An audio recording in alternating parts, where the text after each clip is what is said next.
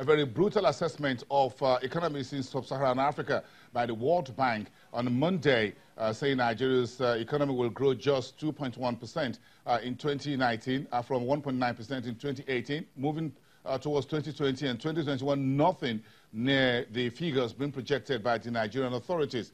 This is a very part of the stories that we're looking at today. But again, we have to deal with the debt issue, which is also climbing, as we see a higher 2019 budget with the new minimum wage and pension liabilities. That's also there. But one good news is that your crude oil, the Brent crude, at $71 a barrel, reaching a new high. All of this in our commodities box update. Let's bring in Temitope Lubile, who's here in our headquarters studios for a bit of insight into some of these stories making the headlines.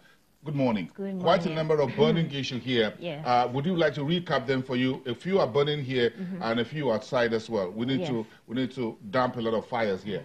Yes, so there's definitely a lot to chew in. There's a lot of burning issues this morning. So we'll start with the World Bank. And like you said, the World Bank released a report yesterday, and they cut their projections for Nigeria's growth rate in 2019 to 2.1%. And, you know, even the sub-Saharan Africa growth rate that was cut down to. And we also have that our total debt stock, according to the DMO, is now up 12% to about 24 trillion naira. We also have, you know, the news making the waves about, you know, the federal government stopping or suspending mining activities in Zamfara State. The good news here is that Brent is now above $70 per barrel, and that is like 18% above the budget benchmark of $60 per barrel. So those are our bonus. Yeah, so it's a bit of a mixed what our viewers can see on the TV screen. The World Bank story came just as the IMF Article 4 report also came late last week, asking us to do a number of house cleaning to get our economy and reduce poverty, and says the current growth is not enough for Nigeria to lessen poverty among the people. And then when you see the debt stock rising, and if you suspend in mining activities, both legal, illegal, artisanal, whatever it is, in such a very rich location as Zamfara State, what you have there is gold, copper, iron ore, quite a very rich location, but full of blood. Yes, so let's start with the World Bank. So like you said, the World Bank, IMF, they've come out with some commendations. Yes, they've commended us for a few things, but more importantly, they've come out with some risks that we have to watch out for. I think one of the shocking things from the World Bank report was that our economy was termed sleeping. So they grouped the African countries into, I think, 5 major categories. So we have the countries that improved, the countries that are established rather. We have the countries that are stuck in the middle. We have those that are falling behind, and we have the sleeping economies. And so the sleeping economies, according to them, was defined as between 1995 to 2018, your country has only grown by an average of about 3.5 to 5%. And what is surprising and not coincidental is that three of Africa's top economies, South Africa, Nigeria, and Angola, were termed as sleeping economies. So that just goes to show you. And then if we go to the top tier countries, we have Rwanda, who I believe they're celebrating 25 years after the genocide, and they're already in the top tier countries, growing at a fast rate and, you know, doing everything right. With Ethiopia next down. Yes, so it just goes to show you that even the big economies, it's not enough for you to be termed the giant of Africa. You need to put structures in place. So there's a problem here. Yes.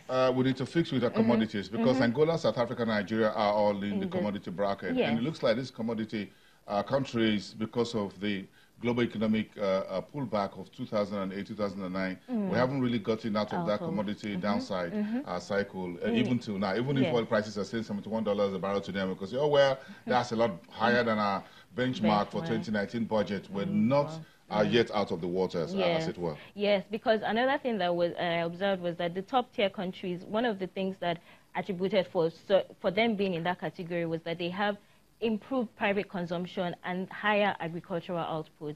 And that is one of the reasons why we do these commodities, you know, to just increase the consciousness of the fact that we need to increase our agri output, do everything right, put structures in place, reforms, and just make this economy the giant of Africa that it is claimed to be. If you look at agriculture, and that is quite a very big story, folks are still trying to wrap their heads around infrastructure.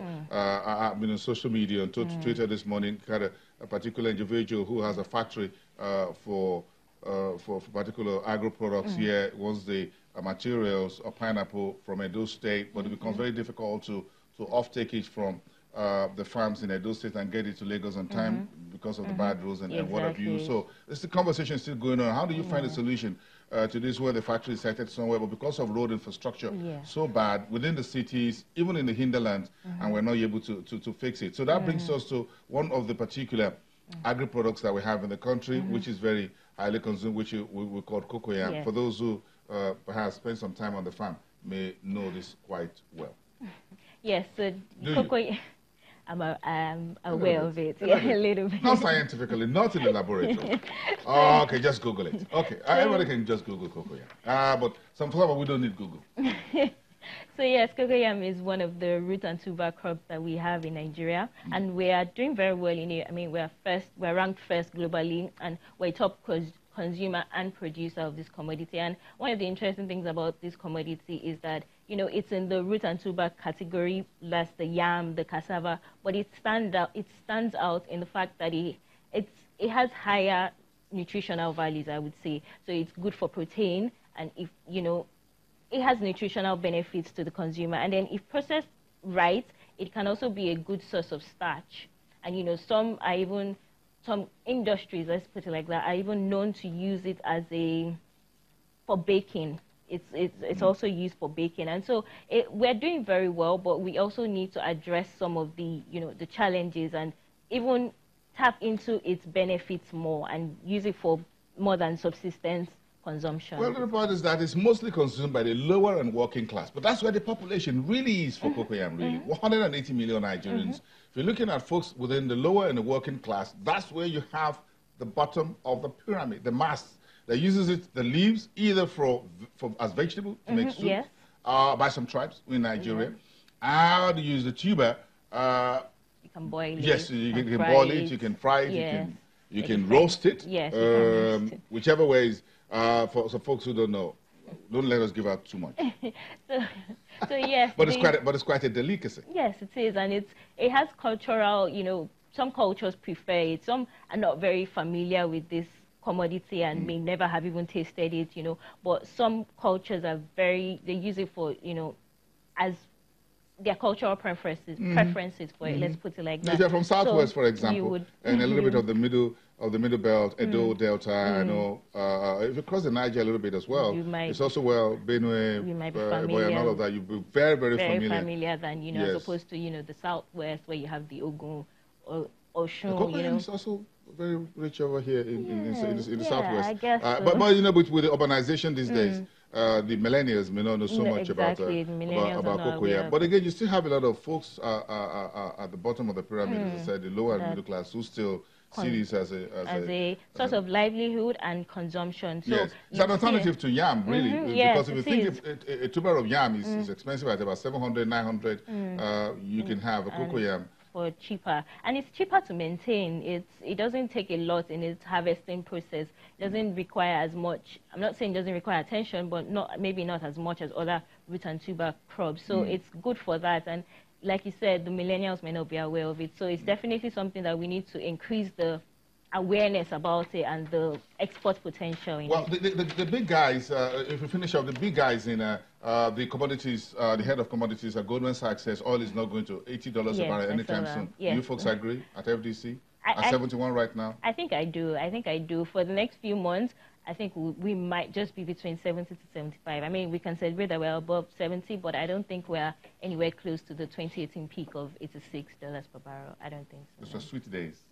Yeah, very sweet days. Thank you. Temitope Olubile, a member of the economic think tank at Financial Derivatives Company. When we come back, we'll talk about the BRT and Primero Transport Services. What is the game changer here, the innovation in making sure that Lagos works for everyone, in particular, sitting less time in traffic, making sure we have nice buses, air-conditioned. These are the guys who are in charge. We'll be talking to them after the break. Give us 2 minutes.